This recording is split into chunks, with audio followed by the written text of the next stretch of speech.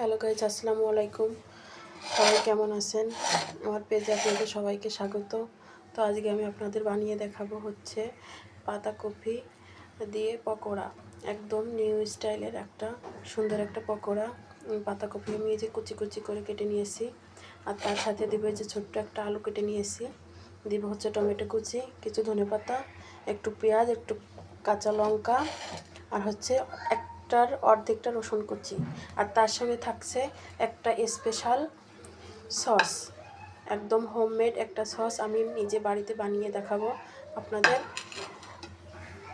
আমি যে অল্প একটু হচ্ছে তেঁতুল নিয়েছি, এই তেঁতুল আমি হচ্ছে এই দিয়ে একটা সস বানিয়ে দেখাবো। তো চলুন তেঁতুলটাকে একটু পানি দিয়ে আমি হচ্ছে ভিজিয়ে রাখি, এটা হচ্ছে পরে আমি গাঁটটা বের করে নিয়ে তারপরে সসটা আমি আপনাদের দেখাবো। এর আগে চলুন আমরা পকোড়াটা বানিয়ে ফেলি। এখানে হচ্ছে সামান্য লবণ দিয়ে 2 মিনিটের জন্য মাখিয়ে রাখবো, যেহেতু বাঁধাকপি একটু পানি পানি ভাব থাকে, তো ওই পানিটা একদম গলে এক সাইড হয়ে যাবে।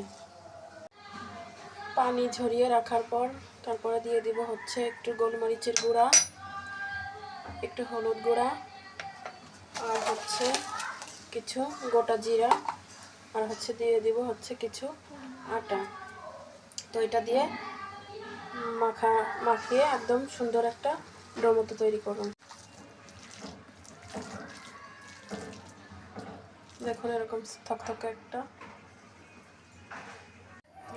চুলায় একটা প্যান বসিয়ে দিয়েছি, দিয়ে আমি হচ্ছে তেল দিয়েছি, তেলটা সামান্য গরম হয়ে গেছে। এখন হচ্ছে বড়াগুলো ছেড়ে দেবো, পকোড়াগুলো ছেড়ে দেবো।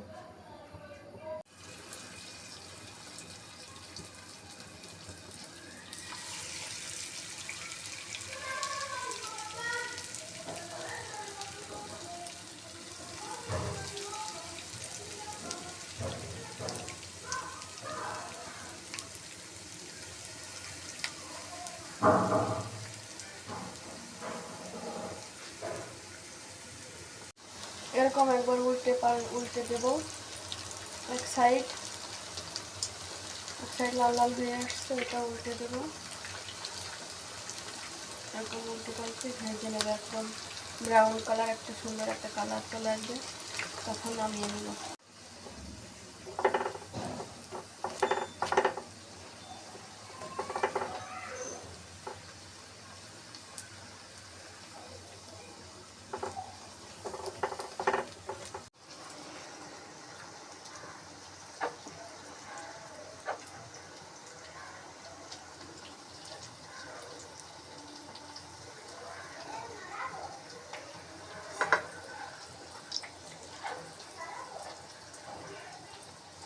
সস তৈরি করার জন্য তেঁতুলের যে কাঠটা থাকে ওটা আমি হচ্ছে চিপে চিপে একদম ডলে ডলে হচ্ছে আমি বের করে নিব।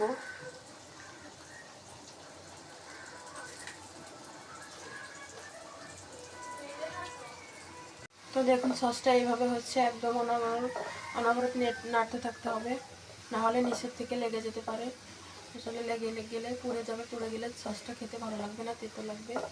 তো এইভাবে সব নাড়তে থাকতে হবে একদম ঘন হয়ে আসার আগ পর্যন্ত।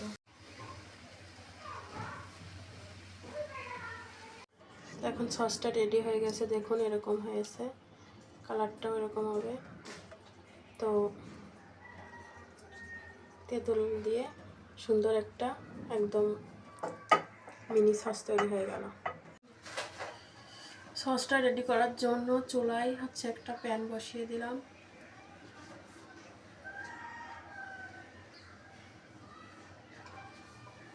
তো এখন তেঁতুলের কাঠটা বের করে রাখছিলাম, ওইটা হচ্ছে দিয়ে দিচ্ছি।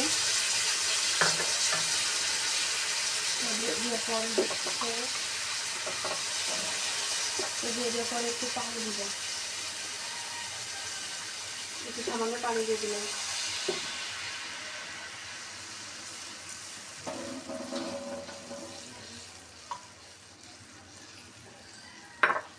এরপরে দিয়ে দিব হচ্ছে সামান্য একটু লবণ,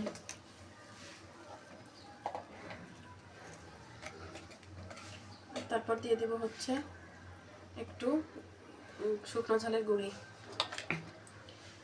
আর দিয়ে দিব হচ্ছে একটু চিনি।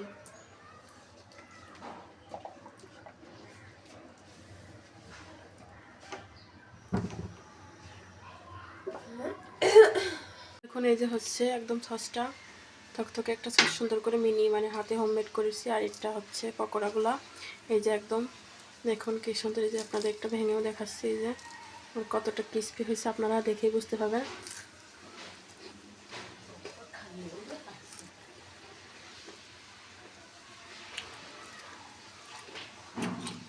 তো ভিডিওটা ভালো লাগলে লাইক কমেন্ট শেয়ার করবেন এবং ফলো দিয়ে আমার পাশে থাকবেন। ধন্যবাদ।